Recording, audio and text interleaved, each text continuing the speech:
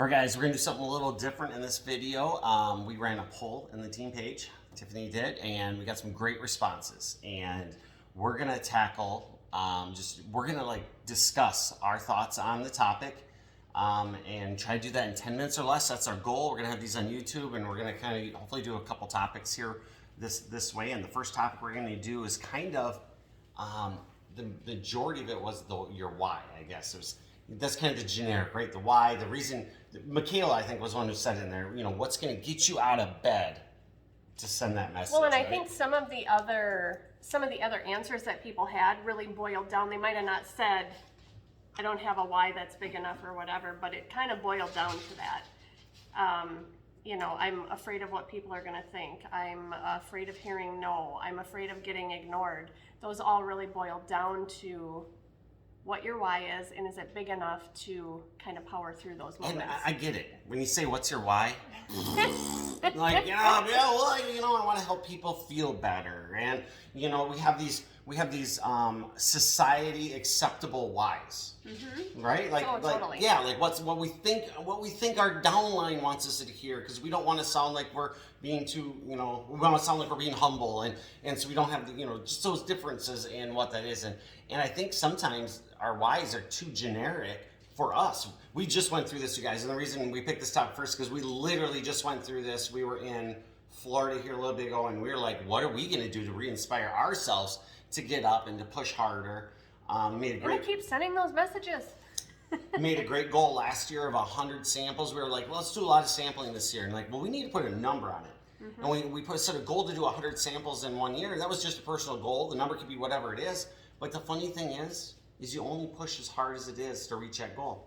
What did you end up getting? Like 102, 103, something like that. Oh, but 100 all those days. And how do we land at that? We didn't mathematically figure it out, but that's all the harder you're going to work.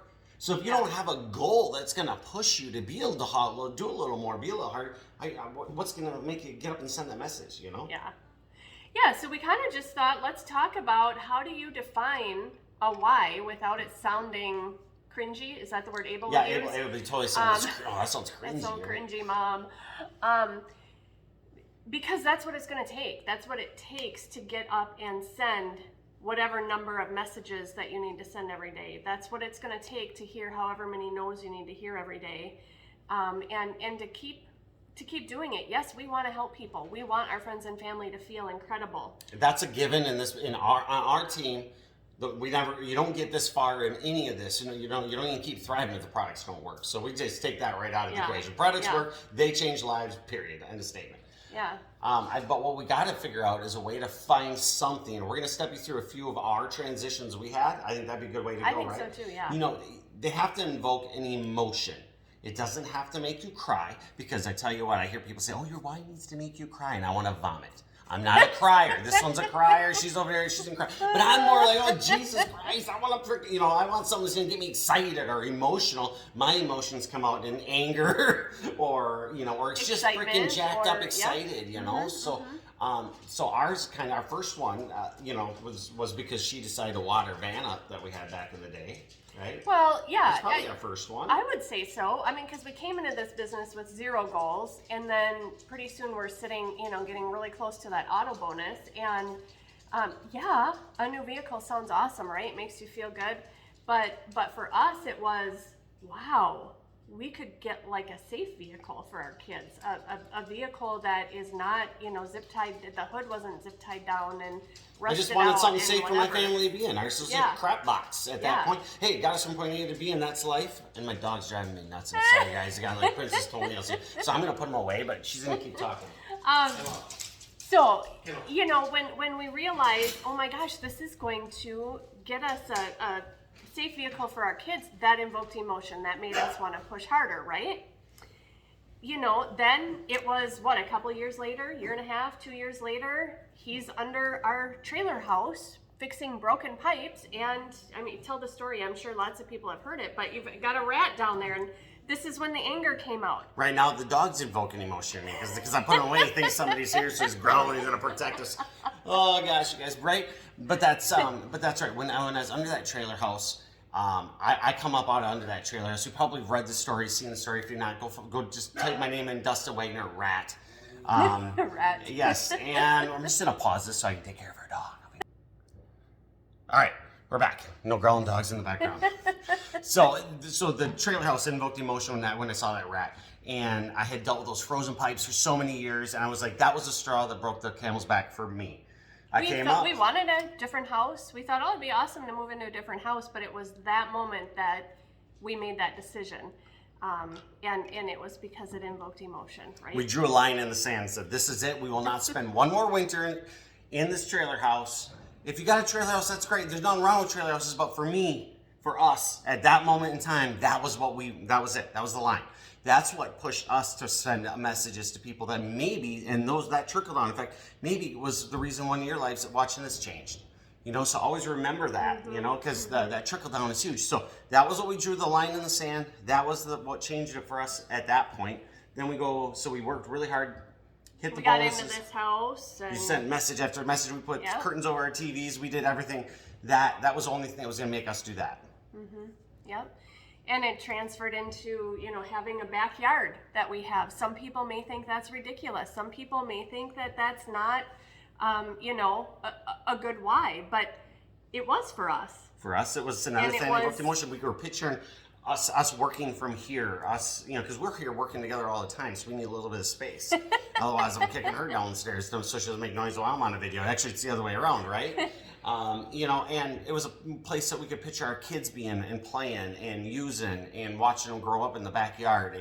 And that was an entertainment piece. It was an event venue for our team to come to the create vision the bond. we had for what special moments could take place in that backyard. It keeps going on. Yeah. Right? So so if our whys and if our reasons didn't keep evolving, we would have stalled out at any one spot, because every time we did something that scared us, we were going to spend more money than we were probably comfortable. It pushed us to another level. This woman works a lot harder when I try to spend too much money, So then we That's what happened. Yeah, we just kept doing it, and we just did it again. We just came up with another great thing it's really going to be awesome for our family and some of our team that are local to us. We're pretty excited about. So that's what our newest push, because we realized we had stale out. So if you're feeling staled out, and you're not feeling inspired, I don't mean to pick on Michaela, but she said it best, like, to get out of bed and send the message, it's because you're giving yourself a bullshit why. It's just not real.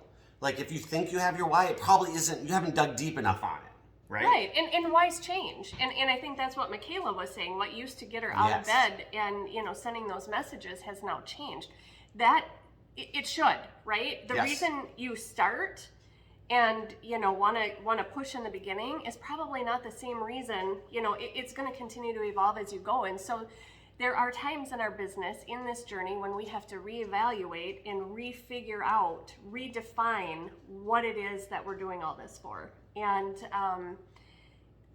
he said it best, it's got to invoke emotion. It may not be crying, it may not be pissed offness that he had. Maybe just the opposite for you. Maybe it has to make you cry, And I know for some, there was a point when we just wanted to get her home. We just wanted to make $40,000 a year. If we could make $40,000 a year doing this, boom, she could come home and finish raising the kids and work from home. Well, that, boom, that was an extreme why for us to get to that level. So I just really urge, if your why hasn't changed, if it's been like stagnant or the same for so long that it doesn't inspire you anymore, break it down to something that you need to have, something you can achieve too. Not something too easy, but something that you got to be able to mark stuff down off. And there a lot of times on this journey we have ranks as our goals or our why or whatever. And I would encourage you, if you have a rank to get to 40K, instead of I want to get to 40K so I make more money, let's talk about what that's going to do for your family. What's that money going to do? Yes. Does that allow your kid to go to a summer camp, a sports camp in the summer? Does that allow you to take a vacation with your family? Like, what will that do? That's great. Let's go to that sport camp. So Okay. then your pitch, then you got to picture your son or your daughter at that sport camp, right? You're actually envisioning them there. You're on the sidelines. You're watching them have a great time, rather than just making them play on the yard. But not that they can't play on the yard, but whatever you're try to envision yourself in that, and that's something Paul Gravett was always really good at in the beginning. Is he would get us on calls and we'd envision where we were at. And man, your Christmas, what it's gonna feel like when you're 200K. It's not the badge. It's not the that stuff. It's what does that financial freedom going to allow you to do? How many, and then with that comes changing more lives, right? You don't get to 200K without changing a ton of health and a ton of wealth along the way. And, for those that are going for that auto bonus, that you reminded me of this when you said Paul Gravett was really good at this. He would always encourage us, go to the dealership, sit in the vehicle, get your picture taken in the vehicle that you want. Smell what that smell is like. Feel that steering wheel in your hands. Like that is. Bring your family with. All sit in there. Maybe you go once by yourself so you can really get it dialed in. Then bring them. Hey guys, this is my dream car. If I get this, we're getting this extra money to do it. So it's not even frivolous at that point. I'm building a business. I'm going to keep exploding it. So this makes sense. Whatever that vision is. But hopefully we tried to paint a little picture of you got to dig into it a little bit. And we had to. We've been working to rework our vision board. It was a few months. Oh gosh, at least 6 months. Yes. We had marked the things off on our old vision board, which is awesome. Yeah. But you got to add to it too. Totally. So, but yeah, and this is a journey that is going to be personal for each person. It's not like we can just team wide. All right, let's dial our Y's in. You know what I mean? You have to really sit with it and get to the core of why it is that we're doing what we're doing. Which I bet if you sat down and were honest with yourself, really honest, be okay with wanting money if that money is going to provide you something else as well. It's all part of it. Yeah, I bet you could dial it in a lot faster. We had, it just took us a little longer this time because we didn't sit down and actually do it.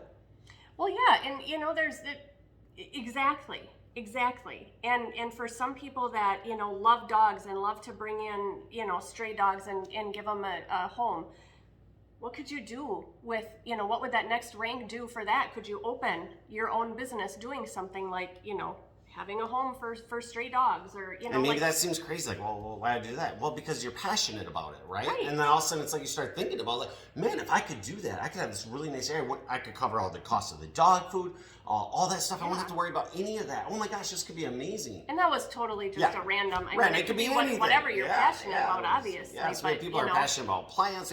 People are passionate about kids and special needs and all these different things.